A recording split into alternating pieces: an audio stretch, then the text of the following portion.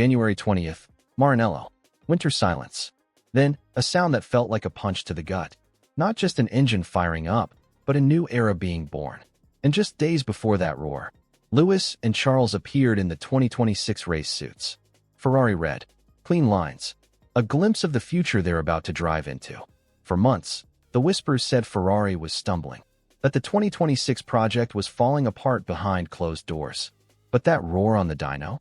That was the ultimate shut-up to every skeptic in the paddock.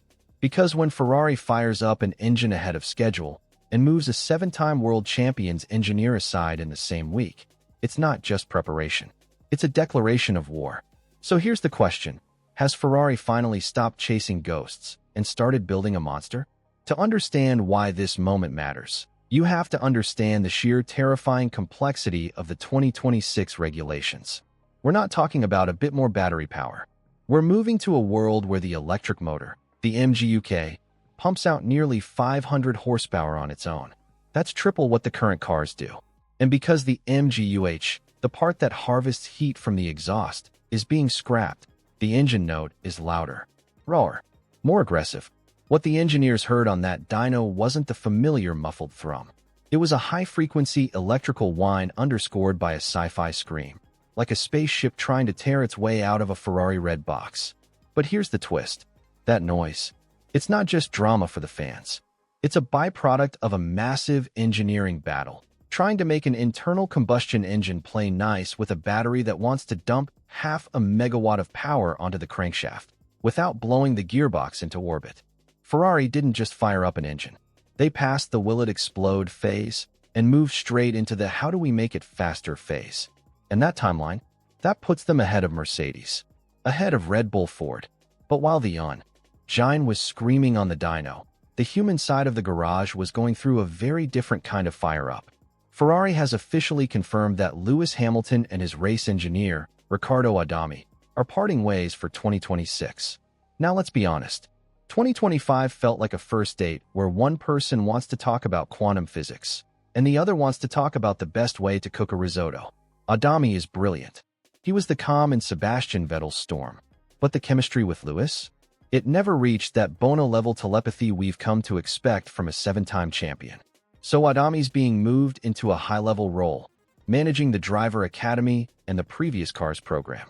Classic Ferrari, keeping the institutional knowledge inside the walls while clearing the decks for a fresh start. But here's where it gets interesting. Just as reports surfaced of a very positive dinner between Adami and Lewis to smooth things over, Ferrari announced they were moving him to the academy. It's the F1 equivalent of a football club giving the manager a vote of confidence on Tuesday and sacking him on Wednesday. The dinner was pleasant, but the data told a different story, because Fred Vasseur isn't looking at guest lists. He's looking at lap times. And what he saw was this. For Lewis to thrive in the 2026 electrical era, he needed a different voice in his ear. The 2026 power unit isn't just fast. It's a tactical minefield. Energy deployment is so massive that the race engineer becomes less of a tire whisperer and more of an energy manager. They'll be tasked with telling Lewis exactly when to burn his electrical reserves and when to save, all while navigating a car more temperamental than anything he's driven since 2009. To do that, you need absolute, unwavering trust. If there's even a 1% lag in communication, the 2026 car will eat its own tires and leave the driver a sitting duck on the straights. And Lewis knows this. His recent social media post about the year of the snake versus the year of the horse wasn't just Zen philosophy. It was corporate restructuring of his own psyche. But the suits? Those 2026 race suits that Lewis and Charles revealed to the world? That was the visual proof. The uniforms of revolution. 2 drivers, 1 mission, wearing the armor of Ferrari's most ambitious gamble yet. He's talking about leaving behind unwanted patterns. In F1, that's code for, I'm changing my environment until it matches my ambition. By moving Adami aside, Vasseur is giving Lewis a blank piece of paper to write his final chapter on. Bold, slightly ruthless. But nobody ever won a championship by being overly sentimental about their engineering staff. So what does this all mean? First, Ferrari's 2026 engine architecture is sound. The hardware works. The integration is ahead of schedule. That's a psychological blow to the competition. Second, Ferrari is building an engine designed for efficiency, not just brute force. They've moved to steel alloy cylinder heads. Heavier, yes, but capable of withstanding much higher temperatures and pressures. Why does that matter? Because the new 100% sustainable fuels burn differently.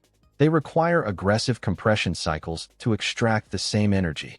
By using steel, Ferrari can operate in a thermal window far wider than their competitors, which means better thermal efficiency. And better thermal efficiency? That's free lap time. But the real genius is this. Because the engine runs hotter and more efficiently, it rejects less heat into the cooling system. That means Ferrari can shrink their radiators, tighten their side pods, clean up airflow to the rear wing. For a team that's historically struggled with draggy cars, this is a game changer. Third, the human element is being optimized. Lewis is trimming the fat, reorganizing his personal team, going into 2026 with a special forces mindset. He knows the window for an 8th title isn't just closing. It's slamming shut. The engine fire-up gives him the hardware. The engineer swap gives him the software. It's a total system reboot. So where does this lead? Scenario 1. Ferrari's steel gamble pays off. The engine stays reliable over race distance while Mercedes and Red Bull Ford suffer failures. Lewis Hamilton claims his 8th title in red and retires a legend. Scenario 2. The new engineer doesn't click. Communication breaks down. Lewis drifts in a sea of data with no one to throw him a life jacket, and the dream dies in the final chapter. Scenario 3. Mercedes cracks the dynamic compression secret. Red Bull Ford's hunger as a new manufacturer pushes them past Ferrari's institutional advantage. And Maranello watches another era slip through their fingers. But here's what we don't know yet. Who will be Lewis's new race engineer?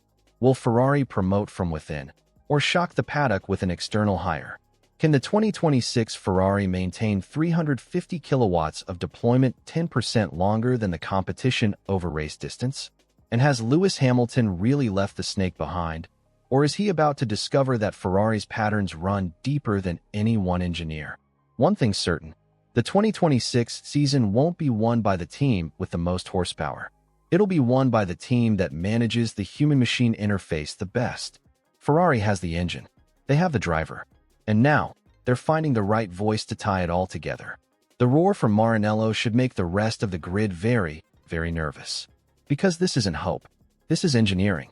If you made it this far, you already know 2026 isn't about who's fastest on paper. It's about who survives the integration war. So tell me, is Ferrari finally ready to reclaim the throne? Or is this just another beautiful Italian dream that burns out? Before the lights go out,